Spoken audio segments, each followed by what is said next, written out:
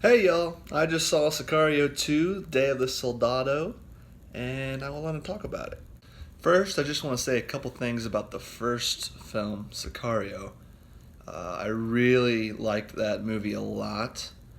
I thought it had a lot to say about violence, the cyclical nature of violence. I mean, the whole film, it starts with our protagonist wanting to make a difference, not feeling like she's doing that in her current position, just cleaning up the aftermath, basically, of drug attacks and stuff. So she's trying to make a difference, and she joins this other group that swears that that's what they do. And 2 hours of the movie go by, and then at the end, there's this. I love the last shot of the movie where there's this nice little kids soccer game going on in Mexico, and they pause for a second as shots ring off in the distance, and then they just go back to the game like it was nothing. I just think that's great. It's terrible, but it's a great shot. That nothing changed. You know, violence begets violence. There's no solution to it. There's no easy solution anyway. So all the stuff you just watched in the movie didn't really mean anything, and that could be a bad thing in some contexts in some movies. But I think it was perfect to drive home the message of the first one. And now we have a sequel. So now that ending feels less like a haunting message about violence and more like a cliffhanger to the next installment in what they're now calling the Sicario saga. And I think that kind of cheapens it a little bit. I mean, I can always forget the rest of however whatever the sequels come. I can forget they exist and just focus on the first one, like I have to do with some franchises.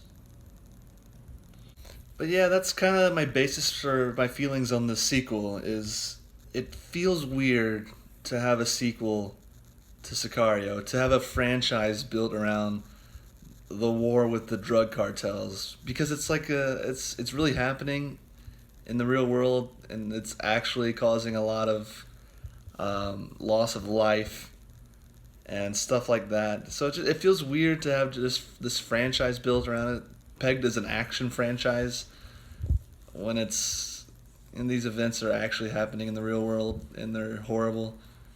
I don't know. Just feels like kind of a weird subject to extrapolate a multi-film franchise out of.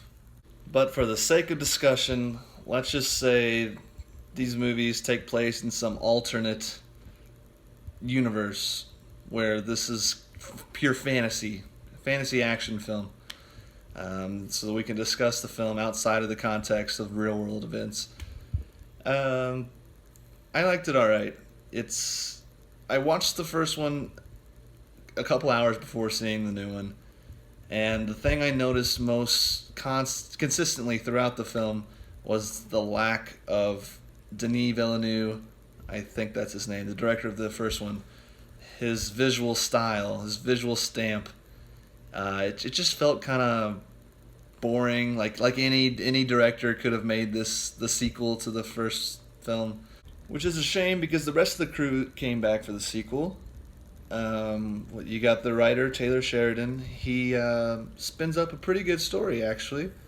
This one focuses more on how the children are affected by all this violence, the cartel wars. You got one kid who's the daughter of the big drug cartel kingpin, who doesn't really care about any of it, doesn't really want to be in it. Then you got another kid who lives on the American side of the border. He's just got a happy life, goes to school every day, has a loving family, but he wants to get into the thick of it. He wants to get into that life. So it kind of goes back and forth between these two characters and how they're affected by all of it. So it's an interesting angle that they didn't explore a whole lot in the first one. And the sequel continues to explore the idea that the first one opened up a little bit, that there are no good and bad guys in this conflict. Um, what you would consider the good guys have to get so down and dirty to combat this type of enemy that they're almost indistinguishable from one another. And I think that's pretty fascinating. The cast once again brings their A game. Benicio del Toro and Josh Brolin really sell the idea I mentioned earlier that these guys are kind of in a gray area between good and bad, and it's just kind of fun and sometimes sick to watch them do what they do. So yeah, all in all, in its own right, the film's pretty entertaining. It's got violence, it's got great performances, and it's a solid movie going experience for the adult crowd. It just when you put it into context of what's actually happening in the real world with these similar conflicts going on the border, it feels strange to call this movie entertaining. Um, and also just that I'm still weirded out that they're even making a franchise about it, for the same reasons, about it reflecting real world stuff. It just feels strange to build a franchise around something like this, and because I'm very fond of the first one, and like I said, I love the final message of it. It feels like it has more weight when that's a standalone film with its own condensed story. Now that it's a sequel, and according to the trailers, it's the second part in the Sicario saga, the whole thing feels kind of cheapened. So I got to take off points for that. I still liked it a lot, but I'd say like a 79% just misses that B. Um, yeah. Well, can't say I'm disappointed, but I also didn't want a sequel, so what can you do? So those are my thoughts on it. What did you think?